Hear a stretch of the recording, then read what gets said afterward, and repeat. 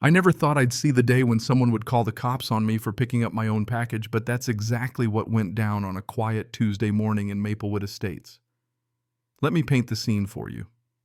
I'm standing on my front porch, coffee in hand, barely awake, when I spot a brown Amazon box with my name, Jason Campbell, printed so big you could read it from the street.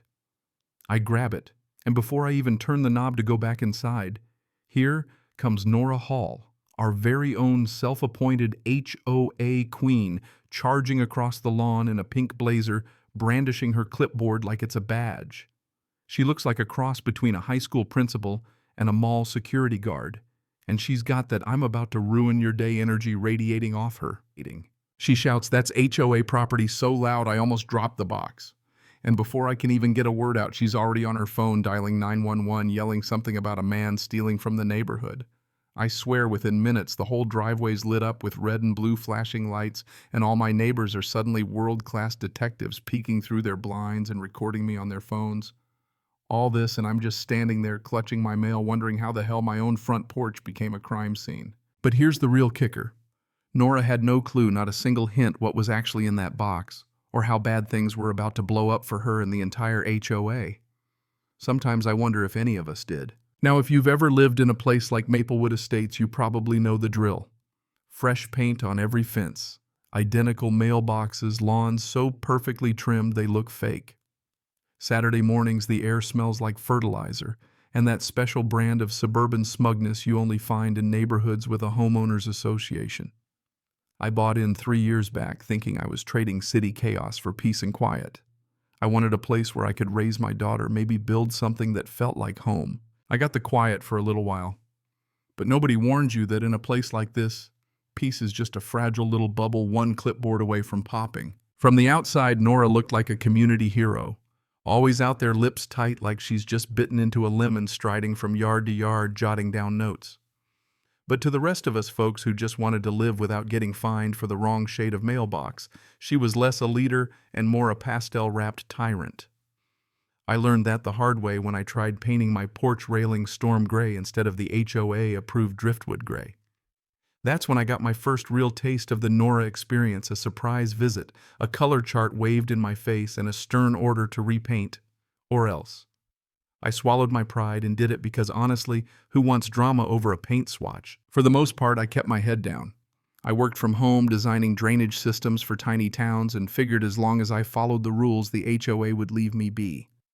But then the missing packages started. First, it was a set of custom parts for a client. Expensive tracked to my door vanished. Maybe porch pirates, I thought, just bad luck. Then it happened again. Tools I'd just bought gone. Even a care package for my daughter's university disappeared. By the fourth time, it didn't feel random anymore. So I started asking around. Turns out I wasn't alone. Mrs. Sanders, 2 doors down, missing 3 deliveries. The Millers lost their fancy new outdoor lights. Even old Mr. Jenkins said his medication never showed up. The weirdest part, every package disappeared right after the mail truck came, but before the daily HOA Community Observation Patrol passed through. That's right, Nora had actual patrols. She or one of her minions would walk around every weekday at noon, keeping Maplewood safe. We called it the Karen March, but not to her face. One morning, I just straight up asked her, "Hey, you notice any missing packages?" She got this tight smile and said, "Some residents leave unsightly boxes out too long. That's not allowed." I pushed a little, told her my deliveries were disappearing. She didn't miss a beat. The HOA has the right to inspect anything that may pose a community safety risk. You'd be surprised what people order online these days. I just stared at her. "So you're opening people's mail?" She grinned, the kind of grin that could spoil milk. "Don't be dramatic. We ensure compliance. It's all in the bylaws." I checked those bylaws that night, every single page. Not a word about mail inspection. But I still couldn't prove anything, so I started documenting every delivery, every timestamp. Installed a little notebook by the doorbell. One morning I caught her in the act from my office window. I watched her Lexus pull up. She hopped out, grabbed my package, and drove off. No hesitation, like she owned the place. I didn't confront her right then. Nora was the type to turn any fight into an official violation. Instead, I got clever. Installed a disguised doorbell camera, looked like a motion sensor, recorded straight to the cloud. Next, I ordered a cheap box with a Bluetooth tracker inside and waited. Sure enough, 2 days later, package dropped. Nora swoops in and snatches it up. I checked the tracker. It pinged behind the HOA clubhouse right in the maintenance shed. That's when things clicked. This wasn't just mail theft. This was organized. I called Mark Davis, next-door neighbor, retired postal worker, one of the few people in Maplewood not afraid to tell Nora to shove it. Showed him the footage, the tracker. He shook his head. You know that's a federal offense, right? Mail tampering. She's risking prison time. We made a plan that night we'd check out the shed. Now, you ever done something so out of character that your heart pounds in your throat? That was me walking through the dark with Mark's flashlight in hand, trying to look braver than I felt. The shed wasn't locked up all that tight. Mark picked it open like he'd done it 100 times. Inside, stacks of packages, some sealed, some opened and retaped. Envelopes, bank statements, medical bills, names from half the neighborhood. A pile of loan applications, identity forms, all filled out with real names, fake signatures. Mark muttered, "This isn't just theft. This is fraud." That's when headlights swept across the lot. Nora in her pink blazer showed up. She wasn't alone. Some guy in a black hoodie handed her a box. She handed him an envelope. The way they acted, it was clear Nora wasn't just running this scam alone. After they left, Mark and I filmed everything, stacks of stolen mail, the fake forms, the HOA stickers on everything like they were official. That's when I found a box labeled Campbell Private Inspection. Inside was a flash drive wrapped in a memo, "Deliver to NH directly. Contains resident data for batch 3 verification." Resident data. I didn't know what it meant, but I pocketed the drive. Next morning, Nora was banging on my door, acting like she owned the FBI. "You've installed unauthorized surveillance equipment, breach of privacy section 12 violation." She tried to bully me into removing the camera, even served me a citation slip with a second signature, initials DM. Mark recognized them from some of the fake documents. Nora wasn't forging alone. That night I cracked open the flash drive. It was full of spreadsheets, names, addresses, bank numbers, approvals, and pending flags. And then I saw my own name listed under Phase 4 property conversion. That's when the bottom fell out. They weren't just stealing mail. They were prepping to transfer property titles into a shell company under the HOA's name. I knew then I couldn't play defense anymore. So the next time a package showed up on my porch, I waited outside. Nora rolled up ready to snatch it, and I confronted her, phone in hand, camera rolling. She screamed, "That's HOA property." I held tight. "No, Nora. This is mine, and so's the evidence inside." She lost it, called 911, and half the block came out with their cameras. This time, though, I was ready. That box, it held printed files from the flash drive, enough to turn the HOA's dirty laundry into front-page news. Cops showed up, tried to play it down, told us to work it out. Typical. But I didn't let it slide. Mark and I backed up the files a dozen ways, USB cloud hard copy. Nora wasn't the only one who could play dirty. I started watching the clubhouse. Sure enough, within days, Nora showed up with 2 guys moving boxes, loading a gray van with no logo. I filmed the whole thing, sent it straight to the authorities. That's when Agent Ramirez from the Postal Inspector's office called me. Calm voice, very official.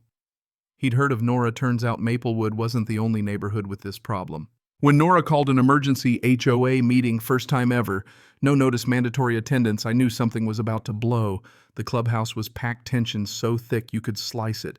Nora took the mic, launched into a speech about false accusations, defamation, illegal surveillance. She flashed a screenshot of my doorbell footage, heavily edited, of course stopped right before she picked up my box. Claimed I'd doctored it. I'd had enough. I stood up, plugged my own flash drive into the projector, and showed the real footage. Nora on every porch, stealing every box, date stamps and all. The crowd went wild. She tried to shut it down, but that's when 2 men in suits walked in, federal agents. "Mrs. Hall, you're under investigation for mail theft, wire fraud, and identity falsification." She protested, blamed me, but when they opened her briefcase and found uncashed checks and fake documents, even her die-hard fans looked away. She got dragged out of there shouting, "You'll regret this, Campbell," but for the first time, people clapped. You could feel the tension break just for a moment. Mark leaned over and whispered, "Told you she wouldn't go down quietly." I nodded, but inside I was still on edge. The initials DM kept showing up in those spreadsheets. I was pretty sure Nora wasn't the real boss. After the arrest, peace didn't settle in like you'd hope. Packages reappeared, dumped on porches or by the clubhouse. Nora was under investigation but not locked up. 3 days later, her Lexus rolled up to my house. She was back acting like nothing happened with a new threat, a property reassessment. She wanted my evidence offered to smooth things over. I called her out on the forgeries, the lies. She called 911 again, screamed for the police. The officers opened her official package. Inside were stacks of blank fine slips pre-signed with her initials and USB drives labeled with residents' names. That was the second time she got led away in cuffs. But as she passed me, she hissed, "DM doesn't forgive mistakes." That chilled me to the bone. Turns out Dominion Management DM was a shell company running this scam in HOAs all over the state. Nora was just a puppet. And whoever was pulling her strings, they had deeper roots than anyone guessed. It all came to a head one night when my doorbell camera caught Nora and a tall man, DM himself, I learned later, trying to torch the evidence in the shed. I caught them red-handed, called the cops, and when federal agents stormed in, the whole operation finally got shut down. Dominion wasn't just stealing mail, they were laundering money, forging property deeds, siphoning off people's homes, one spreadsheet at a time. After the raid, everything changed. The HOA dissolved, the clubhouse got taped off by the feds, and Nora's Lexus was towed away. I helped organize a neighborhood committee, just volunteers, no titles, no fines, just people looking out for each other. It felt like we'd earned our freedom. But you know, peace in a place like Maplewood isn't what you'd expect. Some people thanked me. Some avoided me like the truth might rub off. The clubhouse stayed closed, the old sign stripped bare. Every so often I'd get a call or a note slipped under my door. Dominion never forgets. Sometimes a black SUV would idle at the end of the street, tinted windows watching. Mark kept his binoculars on hand just in case. The fight wasn't really over. Not with people like Derek Matthews DM out there.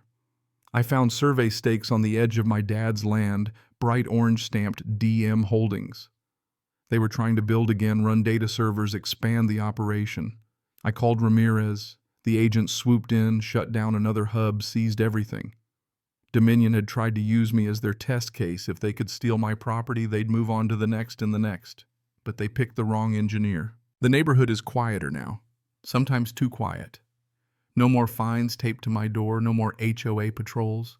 Just me, Mark, and the others watching, waiting, making sure no one ever gets that kind of power again. I built a new sign for my fence, private land, no HOA jurisdiction.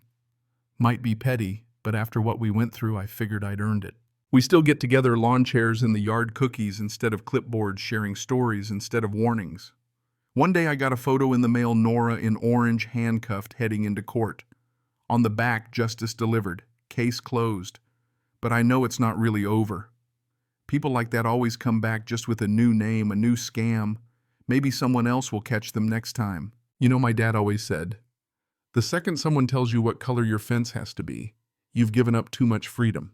He'd probably get a kick out of how it all turned out. If you're listening to this, especially if you're fighting your own HOA headaches, just remember the smallest act of resistance, the act of saying no, can topple a whole system built on fear and silence. You don't have to be a hero, just don't be quiet. When they try to bully you, stand your ground. When they threaten you, document everything. Because sometimes justice is as simple as a package delivered to the right doorstep. So let me ask you, where's the line between keeping order and grabbing power? Have you ever stood up to a bully hiding behind rules?